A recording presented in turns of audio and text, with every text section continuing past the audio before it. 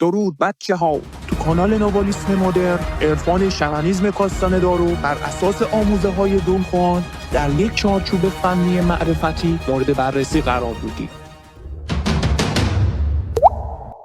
خب دوستان و همراهان جان، در خدمتتون هستیم با ادامه نمونه های کاربردی بی‌عملی که در شرایط مختلف آگاهی روزمره مفید و مؤثر واقع میشن. ضمناً تو این ویدیو دیگه بحث بی‌عملی رو فعلا جمع خواهیم کرد.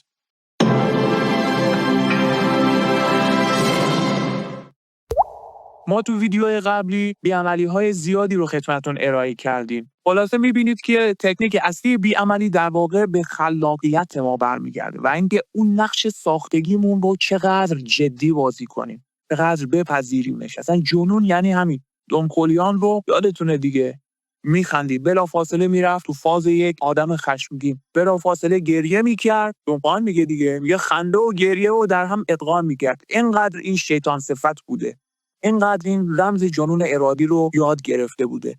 تغییر جنسیت میداده اون. واقعا یک موجود غیر ارگانیک دیگه، درست مثل یک دیو.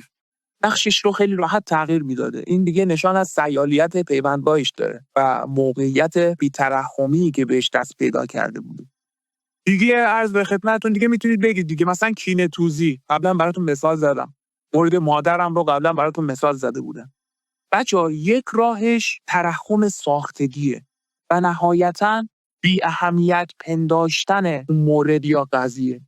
مثلا چی؟ مثلا بگی آقا نسبت به اون یارویی که ازش کینه به دل داری، یا اونم بیچاره است دیگه، اونم روزی این دنیا رو ترک میکنه، اونم بدبختیه مثل من.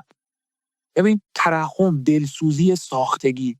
از یک مرتبه به بعد چیکار کنی؟ بگی خب منم که همینطورم، بنابراین هیچ اهمیتی نداره، بی اهمیتی. من بی اهمیتم، اونم بی اهمیته، ولش کن. اونقدر باید اینا رو تکرار کنی تو ذهنت، تکرار کنی، ابعاد دیگر رو ببینی. بستگی داره، اعمالش رو باید توجیه کنی. مثلا پیش خودت بگی که به این خاطر این همه نامردی کرد، از سر نفهمی این کارو کرد، نمیدونه، ناآگاهه. منم مثل اون نفهمیدم این کارو کردم و نهایتاً میرسیم به هم ارز بودن و نهایتاً بی اهمیتی. دوباره از اون طرف دلسوزی، باید از دلسوزی در بیاد، میشه ناچیز دانستن حیات. زندگی ما چیه واقعا؟ چه ارزشی داره؟ دقت میکنیم؟ بی‌عملی، خجالت و شرم. مثلا یه زمانی من درگیرش بودم دیگه. اینم باز ادابازی، یا به طور خاص مثلا نقش استاد رو بازی کردم. من موقع دفاع کردن از پایان نامه ارشدم، یادم اولین بار بود دیگه میام یه چیزی رو پرزنت میکنم در واقع به صورت رسمی و حالا قرار نمرم بگیرم و آخرین چیزی هم، آخرین آزمون مقطع تحصیلی من توی دوره از ارشد فرضم. حالا دکترا هم باز از دیگه، دکترا تو تجربه فوق لیسانس رو داری، فوق لیسانس اولین باره. اینجا باید نقش استاد رو بازی کنی. منتها قبلش باید انرژی ذخیره کرده باشی یا اونقدر مسلط بوده باشی و مقاله‌ای که روش کار کردی اونقدر باید انرژی و معرفت و آگاهی جمع کرده باشی که بتونی نقش استاد بازی کنی. همین که نقش بازی میکنی قدرت تولید میکنه. توجه میکنی؟ بی‌عملی، خجالت و شرم. یا مثلا تو مهمونی‌ها هستی، مثلا باید ادای استاد رو در میاری در حد دانش و معرفت خودت، نمیخواد فراتر بری. توی زمینی بازی کن که نسبت بهش آشنایی داری. اصول کمین و شکار دیگه. گنجو پا به میدان نبردی نمیذاره که نمیشناستش، هیچ گونه شناخت کردش نداره. بی‌عملی آموزش و تدریس چیه؟ سوال مطرح کردن. گاهی انجام میدم بی‌عملی رو. مثلا اگر یه روزی معلمم میشدم، این بی‌عملی رو زیاد استفاده میکردم. با سوال طرح کردن خیلی چیزا رو میفهموندم. فرضاً بچه‌ها تا جلسه بعد راجع به فلان موضوع فکر بکنید و 2 تا سوال درست و حسابی برامون طرح بکنید که روش بحث کنید. شما همیشه میبینید که سوال طرح میکنن، میگن به سوالات زیر پاسخ دهید. بی‌عملیش میشه این که سوال خودت طرح بکنی که مستلزم اینه که دانش خودت رو به چالش بکشی.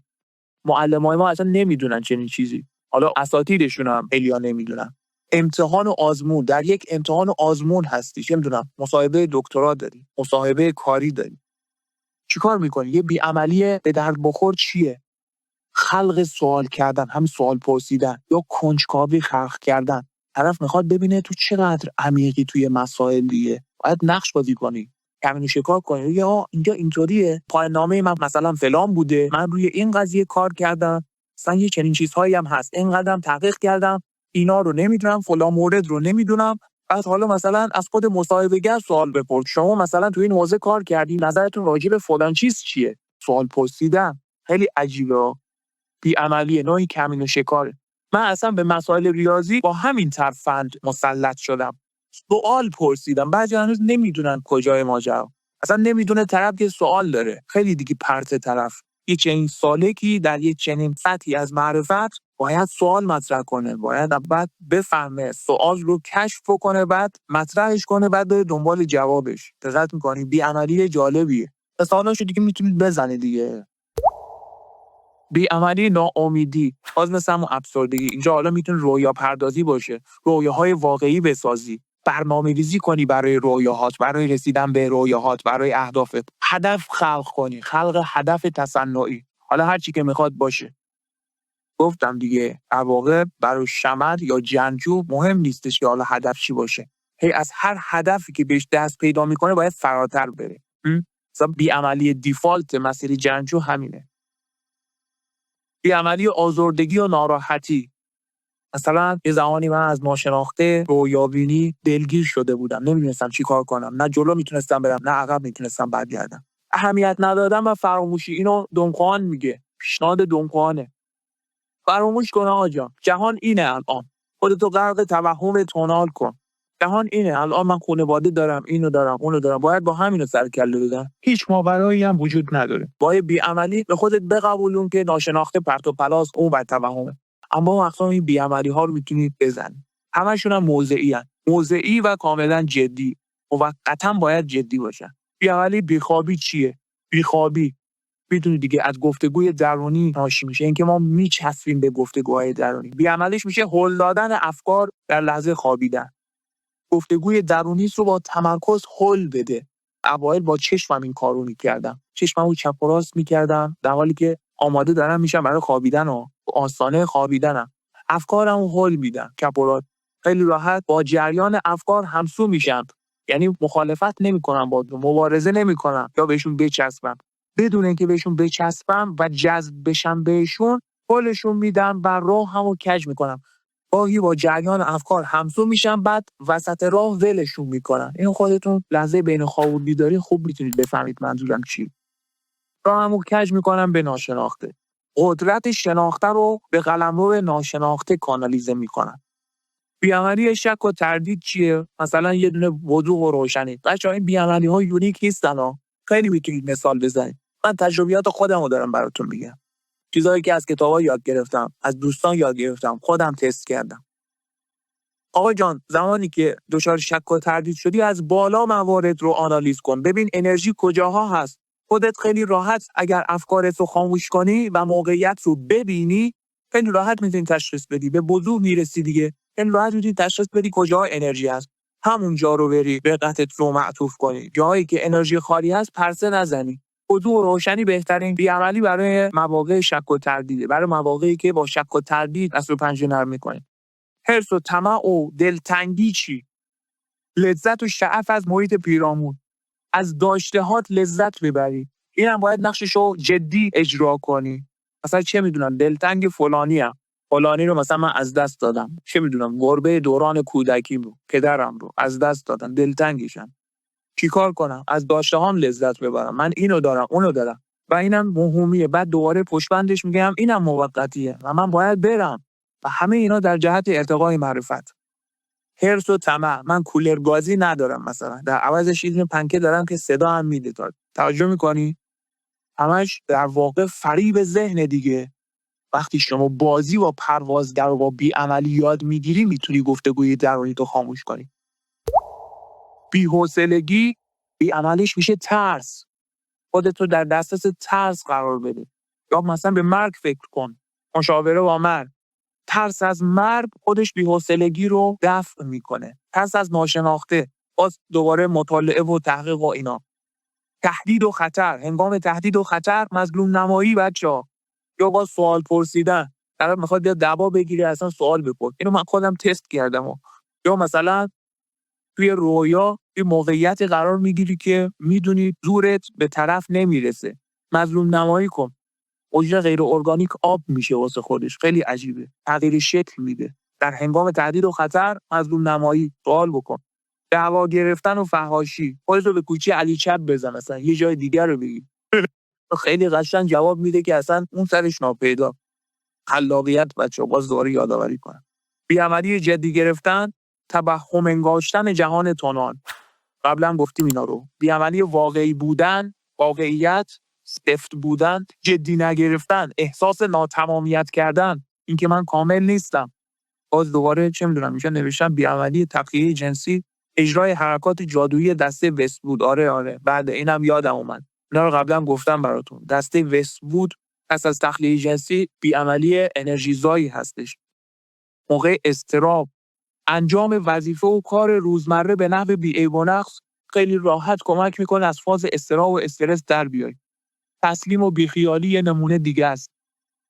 دلتنگ شدن یه چیزی که بر من کار میکنه. موقع اضطراب و استرس یاد یکی از مواردی که حالا دلتنگش میشم میافتم و دقتم رو اون متمرکز و قفل میکنم.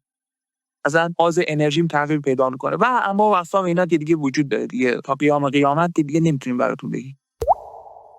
گفتین غیر عادت یعنی موضعی از پیوندگاه که ما کارها رو بر اساس رفتارهای ناخودآگاه انجام نمیدیم. یعنی از روی اراده انجام میدیم. همین الان تصمیم میگیریم، قصد میکنیم که انجامش بدیم بدون برنامه‌ریزی قبلی، به نحو پیش بینی نشده. کمین و شکار یعنی همین، یعنی پیش بینی ناپذیر باشی.